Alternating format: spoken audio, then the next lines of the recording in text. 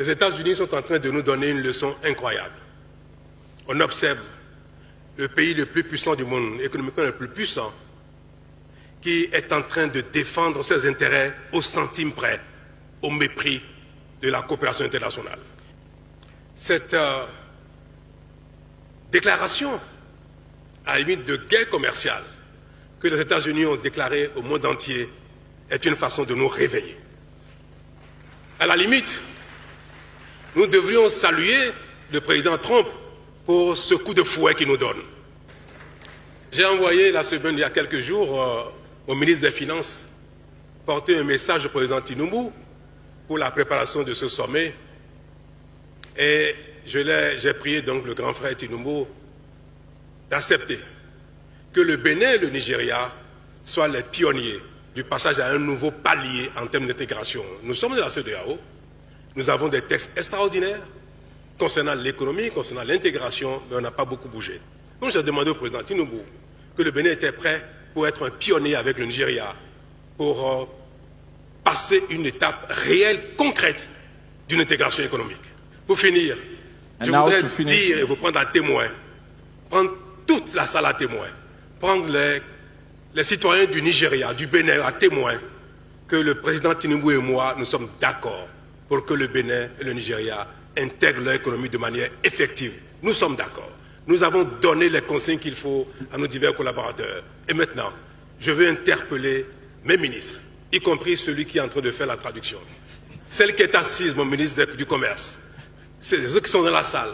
J'interpelle les ministres du président Tinubu qui sont derrière lui, la ministre du Commerce tout à l'heure qui est passée, pour que notre volonté, notre instruction d'aller plus loin dans notre intégration soit une réalité et c'est désormais de leur responsabilité.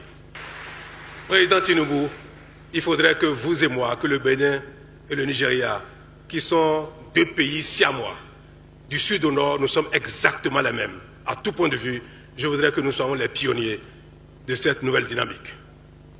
Dieu bénisse l'Afrique de l'Ouest. Merci. L'Afrique a les mêmes idéaux que le reste du monde. Ce n'est pas la volonté qui nous manque, mais nous ne parvenons pas à faire aboutir nos idéaux. Et notre échec principal, et qui est la cause de notre sous-développement, c'est bien notre incapacité à mettre en œuvre notre idéal. Et ceci est de la responsabilité de nos leaders, nos responsables.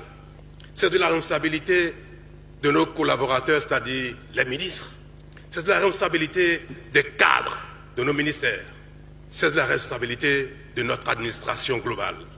Ce sont donc l'ensemble des divers responsables de l'Afrique, du plus haut niveau jusqu'au plus bas, qui sont responsables de la non-mise en œuvre de notre idéal. Et c'est pour cela, Monsieur le Président Ahmed Tinubu, que votre appel à une action commune pour la complémentarité et l'intégration de notre économie, qui relève du rôle des chefs d'État que nous sommes, est à saluer. Ce n'est pas pour moi une manière d'excuser les chefs d'État et d'exprimer que notre rôle dans notre échec est infime. Non, nous avons notre part de responsabilité dans l'échec. Je vais parler des chefs d'État, des principaux responsables au sommet de l'État. Mais cette responsabilité de cet échec ne relève pas seulement de cette insuffisance des chefs d'État que nous sommes. Tellement les responsables politiques, tellement l'administration ne fait pas ce qu'il faut, que nos populations, nos hommes d'affaires sont obligés de contourner les obstacles de l'administration, d'avoir affaire à l'informel pour échanger entre les communautés d'un pays à l'autre. Quand on observe les efforts que font nos communautés pour donner un contenu réel à l'intégration et en contournant ainsi l'administration, en étant dans l'informel, nous devrons, mes chers présidents, mes chers collègues, Mes chers grands frères, nous devrons, chers ministres, chers responsables de l'administration, prendre un nouveau départ pour sortir l'Afrique de la pauvreté en passant par l'intégration effective.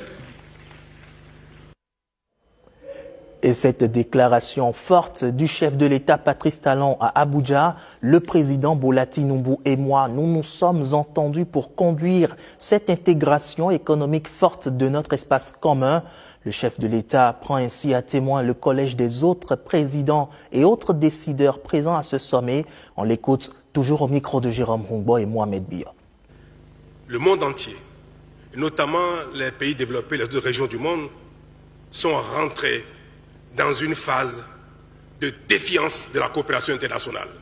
La coopération internationale n'est plus aujourd'hui un idéal universel. L'aide internationale n'existe plus et n'existera plus. Et le seul moyen pour nous, pour nos populations, de sortir de la pauvreté est que nous fassions les efforts qu'il faut sur nous-mêmes pour nous développer.